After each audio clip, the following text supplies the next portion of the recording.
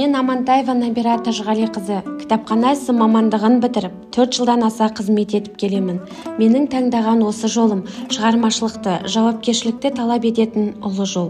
Кітапханада жас оқырмандардың кітап оқуға назарын аудару, қызығушылығын арттыру, мәдениетті қалыптастыру, өңірімізде ұлттық әдебиеттің ең үздік туындыларын насихаттау, олардың уақытын тиімді ұйымдастыру мақсатында оқуға құштар оқырман, кітаптар әлеміне саяхат, 100 кітап, кино мен кітап және келбет жобасы аясында жұмыстар атқарылуда. Қол жетімді әрі қысқа видеолар трендтегі әдебиеттерді әлемге танымал мотивациялық және психологиялық кітаптар және кітапхана шаралары қолданушылардың назарын бірден аударып, кітапхананың аудиториясын оқырмандармен толығуына ықпал етті. Оқитын ұрпаққа жұрт болашағы атты кітап оқуды дамыту жобасы жаңа нұсқада жаңартылды.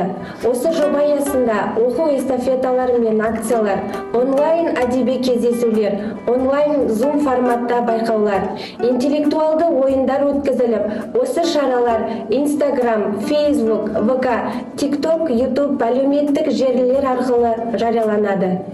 Сонымен қатар кітапханамызда атаулы күндерге іс-шаралар өткізілді.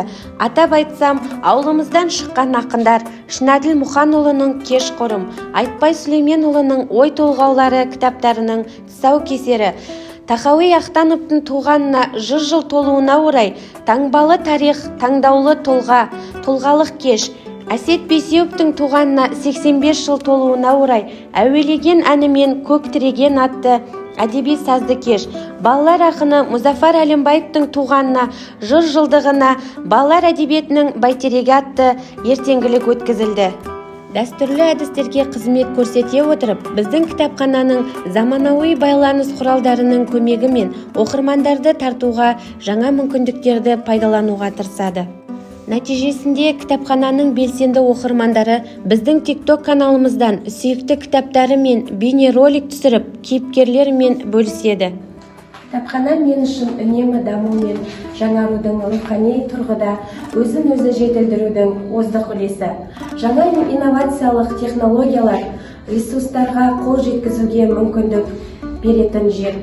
Игілікті істер мен көпшіліктің назарын аударып, үлгілі ұрпақ тәрбиелеуге қосып жатқан үлесім жаңа белестерге жетелейді.